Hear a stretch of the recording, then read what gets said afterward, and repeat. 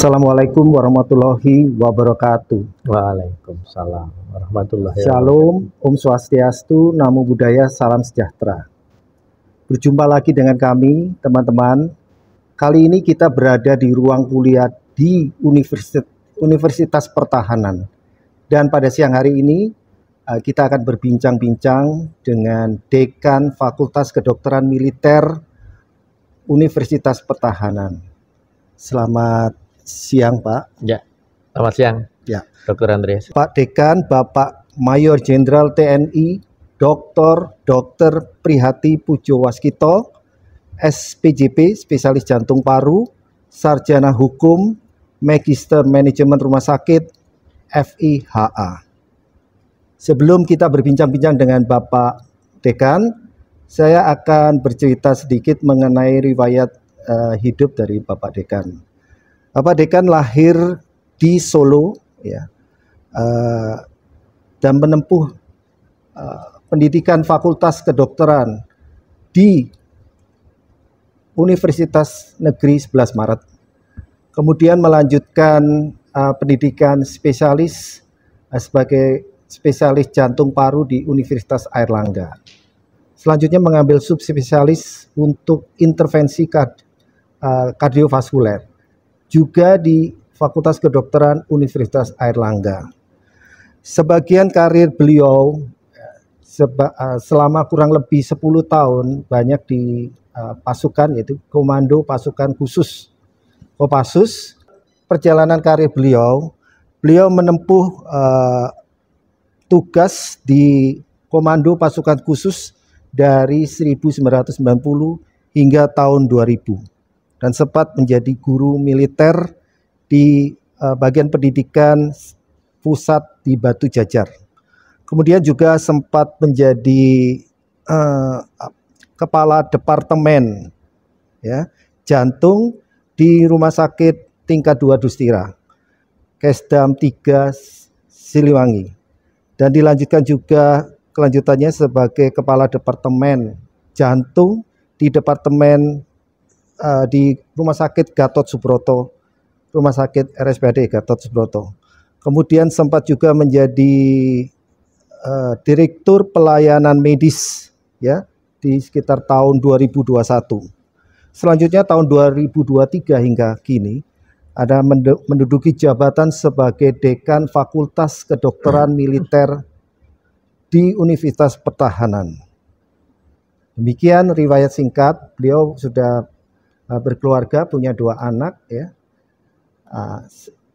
Pertanyaan yang akan saya ajukan pertama kali kepada Bapak Dekan, mungkin Bapak Dekan bisa menceritakan sedikit mengenai pendidikan kedokteran militer ini dibandingkan dengan pendidikan kedokteran pada umumnya secara singkat. Silakan Bapak Dekan. Ya. Terima kasih Dr. Andreas. Saya sedikit meralat untuk spesialis jantung. SPJP itu spesialis jantung pembuluh darah, ya, bukan spesialis jantung paru. Itu yang pertama. Kemudian saya berkeluarga, anak 3, ya, anak sudah 3. Pertanyaan untuk pendidikan kedokteran militer di Fakultas Kedokteran Militer ini, saya akan mulai ceritakan dari adanya berdirinya Fakultas Kedokteran Militer ini sejak tahun 2020. Ya, pada saat itu pandemi COVID, negara kita atau semua negara merasakan kekurangan dokter, termasuk negara Indonesia. Dan pada saat itu Bapak Menteri Pertahanan yang sekarang menjadi Presiden, Bapak Prabowo Subianto, memerintahkan untuk berdirinya Fakultas Kedokteran Militer di Universitas Pertahanan Republik Indonesia ini. Di dalam pelaksanaan pendidikan kita menggunakan kurikulum standar kompetensi dokter Indonesia sesuai dengan regulasi dari Kemendikbud bahwa setiap fakultas kedokteran harus menggunakan kurikulum SKDI sebesar 80%. Nah, 20%-nya bisa atau diisi dengan unggulan muatan lokal masing-masing fakultas kedokteran. Kalau kita mengambil contoh misalkan Fakultas Kedokteran di Aceh unggulannya bencana, maka di Fakultas Kedokteran Militer unggulannya adalah kedokteran militer. Nah, kedokteran militer ini adalah cabang ilmu kedokteran yang mempelajari bagaimana kita merawat, membantu, menolong korban pertempuran, merawat prajurit agar selalu sehat, baik matra darat, laut, dan udara. Dan justifikasi daripada kurikulum kedokteran militer ini kita mengawali dari adanya Permenhan nomor 18 tahun 2020 tentang kedokteran militer. Di situ termaktub kompetensi. Kompetensi kedokteran militer ada 4 yang penting, yaitu alumni Fakultas Kedokteran Militer mampu melakukan dukungan kesehatan pada operasi militer untuk perang. Kemudian mampu melakukan dukungan kesehatan pada operasi militer selain perang. Kemudian mampu melakukan intelijen medis dan mampu melakukan perawatan di pangkalan. Itu kurang lebih kurikulum pendidikan kedokteran militer yang kita ajarkan di sini. Ya. Nanti setelah lulus dari kedokteran militer di Unhan, apakah lulusan atau alumni dari Fakultas Kedokteran Militer ini bisa bekerja juga di rumah sakit, misalnya di RSUD atau rumah sakit pemerintah seperti vertikal daripada Kementerian Kesehatan, atau memang khusus nanti dikhususkan di rumah sakit militer? Ya, jadi untuk misi utama kita adalah mencetak dokter militer, melaksanakan penelitian kesehatan pertahanan, berwawasan global, tetap mempertahankan nilai-nilai kebangsaan. Kadet atau mahasiswa yang sering kita sebut kadet ini mendapatkan full biaya dari pemerintah, dari APBN pendidikan, ditujukan untuk menjadi dokter di daerah 3T sebetulnya.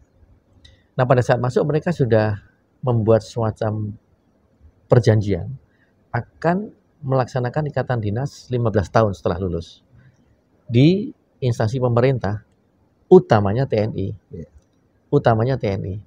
atau ASN, ya, sesuai dengan kebutuhan pemerintah. Itu. Jadi lulusannya itu ada yang menjadi ASN, bisa memilih sebagai ASN, atau melanjutkan sebagai TNI. Bagaimana, Pak? Kira-kira prosedurnya itu? Kita akan arahkan yang pertama untuk kebutuhan TNI. Untuk kebutuhan TNI dan mengikuti seleksi sesuai dengan persyaratan yang diperlukan untuk menjadi seorang anggota TNI. Dan apabila tidak masuk seleksi TNI akan diarahkan ASN. Itu yang diarahkan kepada para kadet. Dan yang penting pada pembinaan pada kadet ini adalah mereka diorientasikan bukan hanya S1, tetapi S3, Pak. Jadi setelah mereka lulus, bekerja di satuan 2-3 tahun, akan kita arahkan untuk mengambil LPDP S2. Sehingga nanti 3 tahun, 5 tahun S3, ketika mereka di TNI berpangkat kapten, kita harapkan sudah menjadi seorang doktor.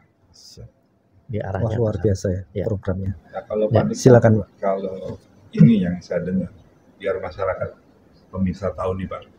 Karena terus terangannya masih banyak yang bertanya-tanya. Minat untuk masuk Unhan ini kan beda dengan perguruan-perguruan yang lain. Kalau misalnya negeri, kita tahu kan ikut Sipemaru dan sebagainya. Ya. Kalau ini kan kita harus ada semacam pendaftaran juga secara khusus. Ya. Nah, banyak pertanyaan yang masuk ke meja redaksi kami. Ya.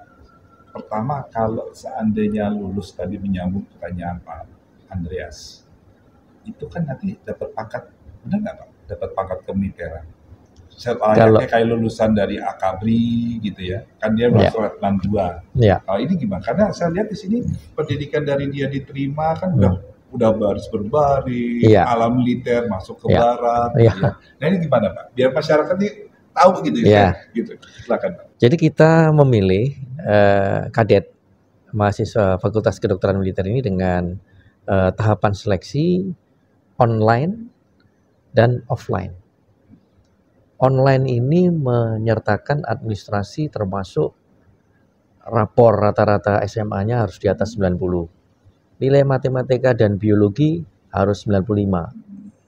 Nah, kemudian IQ 110 dan bahasa Inggris TOEFL yang bagus. Setelah semua administrasi online lulus, mereka akan dipanggil offline, mengikuti seleksi beberapa tahap termasuk tes TPS, Scholastic, kemudian bahasa Inggris, mental ideologi, kesehatan, seperti layaknya seleksi TNI. Nah, setelah mereka diterima, mereka akan mendapatkan atau mengikuti program latihan dasar kemiliteran 3 bulan di Magelang. Oh, dibawa ke Magelang ya? Jadi bukan hanya Pak Menteri aja, calon menteri nah, gitu ya. Setelah melaksanakan program ini, mereka akan dilantik sebagai Komcat. Dan mulai semester awal, mereka sudah mendapatkan pangkat prajurit, 6 bulan menjadi kopral. Jadi udah mirip kayak di Akabri. Di Akabri kan begitu masuk udah dapat pangkat-pangkat. Iya, kopral, prajurit kadet, kopral kadet, sersan kadet, sampai serma 1 kadet. Ya. Nah, ini belum militer. Belum, masih Komcat. Komcat. Nanti begitu lulus, karena peraturan Panglima itu hanya menyebutkan bahwa sumber TNI itu adalah Akabri, Akmil, kemudian Sekolah Perwira dan PSDP, maka yang alumni Unhan belum, sehingga harus mengikuti seleksi lagi. Nah, setelah mereka lulus mengikuti seleksi Sekolah Perwira Karir, maka baru mendapatkan pangkat Letnan 2. TNI. Bukan katanya saya dengar Letnan 1, karena gini, kan banyak juga kan yang sekarang jadi jenderal-jenderal yang dari latar belakang Wamil ya. Itu kan begitu dia lulus kan Letnan 1. Kalau dari Akabri kan Letnan 2. Nah, ini gimana? Nah, dari regulasi yang ada, aturannya masih tetap Letnan 2. Oh, jadi sama dengan yang lulusan Akabri. Yang kedokteran ini diberi penyesuaian. Jadi karena sama-sama lulus, misalkan yang fakultas teknik langsung masuk TNI, yang kedokteran profesi dulu 2 tahun. Maka ketika dia lulus, mendapatkan pangkat Letnan 2 dengan masa dinas fiktif 2 tahun. Sudah mempunyai masa dinas 2 tahun. Dianggap penyesuaian seperti itu. Namanya masa dinas fiktif. Atau masa dinas penyesuaian. Sekarang banyak orang ingin bertanya. Kalau saya lihat di yang masuk ke redaksi, semua tuh keinginan untuk masuk ke Unham kan sangat besar. Nah, prosedurnya mereka masih melihat online-nya bagaimana, ininya bagaimana, karena beberapa cuplikan dari berita-berita di mana ada Pak Prabowo waktu itu kan, yang begitu lulus mereka menangis, kan. Ini kan sangat terenyuh ya. Dan ini kan banyak yang kalau saya baca redaksi itu banyak yang ingin berminat untuk masuk ke sini.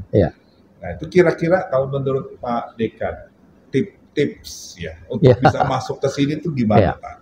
Sebelum kita yang pertanyaan yang lebih serius lagi nih, Pak. Silakan, Pak. Ya, ini penting ya. Melihat persyaratan itu. Kita lihat angka-angka yang terakhir mendaftar itu semua fakultas bisa sampai 170.000. Khusus kedokteran bisa sampai 7.000. Nah, itu yang dipanggil hanya 650. Nah, yang lulus hanya 75. Nah, yang administrasi online ini penting sebab kadang-kadang mereka sudah jatuh dulu di rata-rata. Jadi, kalau mereka sudah tahu bahwa yang diterima adalah rata-rata di atas 90, nah yang kurang dari itu otomatis tidak lulus online. Seleksi administrasi udah, ya. Jadi memang banyak peminatnya, tetapi sekali lagi di seleksi administrasi itu sangat ketat. Dan perlu kita sampaikan bahwa sumber kadet ini adalah dari semua provinsi, ada keterwakilan. Jadi termasuk keterwakilan pulau-pulau besar, sehingga setiap daerah punya porsi untuk bisa masuk. Nah, kira-kira Pak bisa dijelaskan nggak Pak untuk pemirsa perwakilan tiap daerah itu berapa sih Pak? Misal kita kan ada sekarang ini kan ada 32 atau 33 provinsi Pak ya. Iya. Nah ini masing-masing dapat jatah porsinya berapa Pak? Jadi jangan sampai orang mengharap taunya akhirnya nggak bisa masuk. Ini kasihan juga nih mereka ini. Gimana menurut? Jadi tidak ada angka yang mengatur itu. Berdasarkan peminat itu kita bisa melihat kayak yang terakhir ya. Paling banyak dari Sumatera Utara. Sumatera Utara ya. Ya, kedua baru DKI Jakarta. Ya. Ketiga, nah itu mempengaruhi jumlah yang masuk juga. Artinya kalau persyaratan semua masuk, tesnya semua lulus, pasti dari Sumatera Utara ini pasti lebih banyak karena dari awal memang pendaftarnya lebih banyak. Ya. Silakan Pak. Ya, saya pernah mendengar Pak, ada rencana pembentukan sekitar 500 batalion di tiap kabupaten, di mana di situ nanti ada tim khusus ya, tentara yang khusus untuk peternakan, untuk pertanian, pengembangan. Apakah FKM Unhan ini juga diminta untuk menambah atau menyiapkan khususnya untuk ini ya, personil kesehatan ke batalion-batalion itu?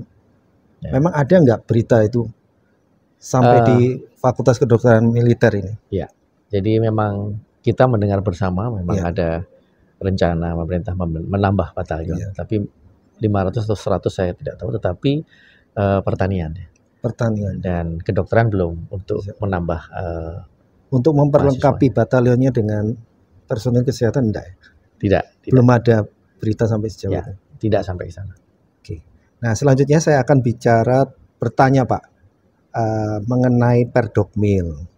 Saya mendapat berita bahwa perkumpulan dokter militer ini sudah berdiri dan kebetulan Bapak Dekan sebagai ketuanya. Bisa cerita sedikit Pak mengenai perkumpulan ini, nanti nggak tumpang tindih nggak dengan persatuan dokter lainnya gitu, kurang lebih seperti apa gitu Pak ke depannya ini? Apakah orang sipil juga boleh bergabung nggak dengan Perdokmil ini? Iya. Ya, jadi kita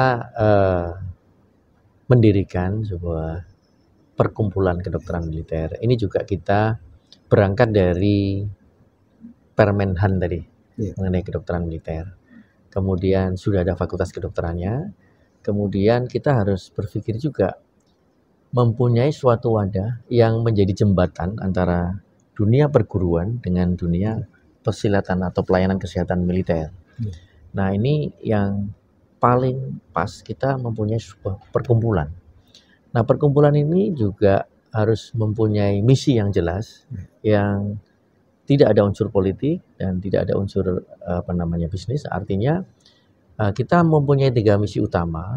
Di situ adalah menghimpun soliditas yang pertama. Seperti kita ketahui bahwa para dokter militer itu awalnya bersumber dari banyak fakultas kedokteran ternama di negara kita ini, dan itu akan terus berlanjut. Sementara nanti kita akan menambah satu lagi dari Unhan. Dan ini jangan sampai menyebabkan adanya gap. Dan ini harus terjadi persatuan. Ya, tidak ada bedanya setelah mereka jadi dokter militer. Nanti tugasnya sama. Kemudian misi yang kedua adalah untuk mengembangkan ilmu kedokteran militer sendiri. Ya, di sini kita berkegiatan ada 10 pokja keilmuan. Ya, mulai dari bedah trauma sendiri, mulai dari tropika infeksi, kemudian kedokteran gigi militer, ada 10. Termasuk inovasi dan teknologi. Ini untuk membantu pengembangan kedokteran militer. Kemudian misi yang ketiga adalah memperkuat kolaborasi sipil militer untuk tanggap dan darurat. Tanggap itu kewaspadaan, darurat itu ikut merespon ketika ada kejadian bencana seperti itu. Nah, ini kita tujukan untuk membantu pemerintah, dalam hal ini juga TNI, untuk melaksanakan misi-misi tadi. Seperti itu ya Pak ya? Operasi OMSP ya, operasi militer selain perang. Seperti itu ya? Saya juga mengalami waktu ada tsunami di Aceh. Saya melihat koordinasi penanganan tim itu kurang ya waktu itu. Iya. Jadi teman-teman yang dari daerah lain, dari RSUD kirim aja ambulan dan sebagainya ke tempat yang justru bukan center daripada bencana. Iya. Sehingga manfaatnya kurang. Nah, teman-teman yang punya keahlian ortopedi dan sebagainya juga dikirim ke tempat yang tidak semestinya. Iya. Nah, kita berharap ya nanti lulusan daripada Fakultas Kedokteran Militer ini bisa ikut berpartisipasi secara aktif ya. Ya. Memimpin atau mengolah suatu konsep gitu. Bagaimana penanganan ini? Ya. Karena ini sudah terjadi berulang-ulang tapi seringkali terjadi kendala di lapangan, Pak. Kenyataannya seperti itu ya. Ya, jadi pada misi ketiga antara kolaborasi kita sipil militer untuk tanggap darurat, kita akan mewujudkan dengan kegiatan membentuk EMT, Emergency Medical Team, yang di situ berisi tenaga medis, tenaga relawan, dan dilengkapi dengan ya peralatan sarana prasarana sesuai klasifikasi WHO ada di situ. Jadi kita Fakultas Kedokteran memiliki rumah sakit lapangan. Ya. Yang kemudian di Perdokmil kita bisa menghimpun bekerjasama dengan relawan-relawan untuk membentuk standby force atau EMT yang kita standby-kan secara bergiliran untuk ketika ada keperluan kita bisa gerakkan. Ini visi jangka panjangnya seperti itu. Maaf nih, ada sedikit bandel nih. Ya. Jadi kalau kita lihat kan Pak Dekan ya, di negara kita kan banyak organisasi keprofesian Pak. Ya. Bahkan kalau kita lihat contohnya di Persatuan Sarjana Hukum, Ya. para pengacara itu kan organisasinya banyak. Ya. Nah, ini tadi saya tertarik tuh dengan pertanyaan dari Pak Andreas. Tadi kan ada perkumpulan dokter militer. Nah, selama ini kita sudah mengenal ada Ikatan Dokter Indonesia yang mempunyai aturan regulasi. Bahkan kita juga pernah podcast dengan ketua ini Pak Dr. Prasetyo Edi ya. Ya. Dia mengatur regulasi kedokteran, kalau bisa melanggar kode etik bagaimana, aturan-aturan itu di mana. Ya. Nah, ini jadi pertanyaan masyarakat nih Pak. Ya. Ini kan kita bicara dokter militer. Kalau terjadi misalnya malpraktek, ada atau sedikit penyimpangan lah istilahnya. Ya. Ini yang mengadilinya, yang mengindikan etikanya itu siapa? Ya. Karena kan kita lihat Pak, kalau ranah hukum militer dengan sipil kan pasti berbeda. Ya. Dalam ranah hukum kita juga kalau misalnya ada kejahatan ya Pak ya, yang dilakukan oleh seorang prajurit, dia akan diserahkan kepada Denpom, tidak diproses di kepolisian. Nah, ini nih Bapak coba tolong jelaskan kepada masyarakat, sehingga masyarakat harus benar-benar bisa mengetahui ini kok ada perkumpulan dokter militer. Nanti misalnya, contohnya seandainya ada masyarakat sipil sakit, terus ditangani oleh dokter militer, aturan mainnya bagaimana? Kalau misalnya terjadi sesuatu, misalnya jangan sampai misalnya terjadi malpraktek, apakah ini bisa mengadili apa nggak bisa? Silakan Pak. Ini masyarakat ini tertarik dengan pertanyaan ini Pak. Silakan, jadi Pak. kita mengikuti peraturan atau undang-undang yang berlaku saja. Seperti dulu ada undang-undang praktek kedokteran, sekarang sudah menjadi undang-undang kesehatan nomor 17 tahun 2023.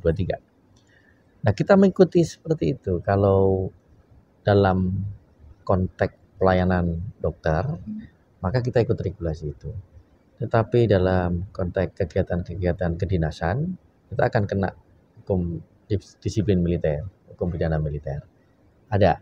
Tetapi dalam konteks pelayanan kedokteran, kita akan mengikuti regulasi dalam undang-undang yang berlaku. Contohnya, kalau kita melakukan pelayanan, kemudian ada pasien yang merasa dirugikan dan tidak puas, dia bisa mengajukan gugatan komplain ke majelis disiplin profesi yang sekarang namanya bisa ke sana. Ini ke ID-nya apa ke militernya nih? Kalau maksudnya ada komplain masyarakat. Yang regulasi yang ada bukan ID. Jadi ke majelis disiplin profesi. Itu ada di dalam undang-undang. Ya. Jadi memang ada ID yang mempunyai kegiatan untuk membina kepada semua kalangan dokter. Termasuk saya juga anggota ID. Nah, kita ada perkumpulan dokter militer ini terus tidak menghalangi anggota kita ini untuk tetap menjadi anggota profesi tersebut. Jadi bukan berarti kalau masuk ke sini. Kalau dari kalangan dokter sipil bisa masuk ke tetap Bapak? Nah, kita di dalam anggaran rumah tangga memang mencantumkan hal tersebut bisa. Oh, bisa? Ya, anggota biasa itu adalah semua dokter militer, baik yang aktif maupun yang sudah purna. Yang anggota muda itu para mahasiswa yang seminat dengan kedokteran militer, dan anggota luar biasa itu siapapun yang seminat dengan kedokteran militer. Oh, ya. Itu harus, artinya itu udah jelas ya Pak ya, karena terus terang aja dengan adanya organisasi ini kan jangan sampai membuat tuh masyarakat jadi bingung. Betul Pak. Jadi panggil loh, ini ada dokter militer, terus penanganannya bagaimana? Ya. Kan kalau kita lihat kan misalnya contohnya Rumah Sakit Pusat Angkatan Darat, itu kan melayani rakyat juga Pak. Pas, persis. Nah, kalau masalah kan di sini ada rumah sakit di Unhan ya. Iya. Nah, itu bisa nggak melayani masyarakat juga, Pak? Bisa. Bisa. Bisa terima BPJS juga? Bisa, Pak. Ya, jadi memang pemirsa. Jadi bagi masyarakat yang ingin mendapatkan pelayanan di rumah sakit Unhan, jadi ya nggak usah ragu-ragu lagi pemirsa. Jadi ya masih bisa kita bisa menggunakan BPJS ya Pak ya. Bisa. Terima kasih Pak. Oke Pak Andreas silakan. Ya, terima kasih. Saya yakin Bapak Dekan ini punya tugas yang banyak. Ya, pembicaraan kita memang sangat singkat, tidak banyak. Kalau pemirsa mau bertanya lebih lanjut, silakan kontak dengan kami. Nanti kita mungkin akan wawancara lebih dalam lagi mengenai hal lain. Semoga pembicaraan kita pada siang hari ini bermanfaat bagi teman-teman, khususnya yang mungkin putra-putrinya akan masuk ya di Fakultas Kedokteran Militer Universitas Pertahanan ini. Dan kita berharap juga nanti ya daya tampungnya bisa ditambah ya, sehingga teman-teman yang punya putra-putri itu bisa mendapat kesempatan berkuliah di Fakultas Kedokteran Militer Unhan. Karena kita tadi sudah mendengarkan bagaimana masa depan karir dari lulusan Fakultas Kedokteran Militer itu sudah jelas. Bisa ke ASN, bisa ke militer, dan bagi keluarga begitu putra-putrinya diterima di Fakultas Kedokteran Militer, orang bilang mengatakan sudah lepas ya. Bukan lepas tanggung jawab, biaya hidup dan sebagainya sudah ditanggung oleh negara. Demikian ya pada siang hari ini.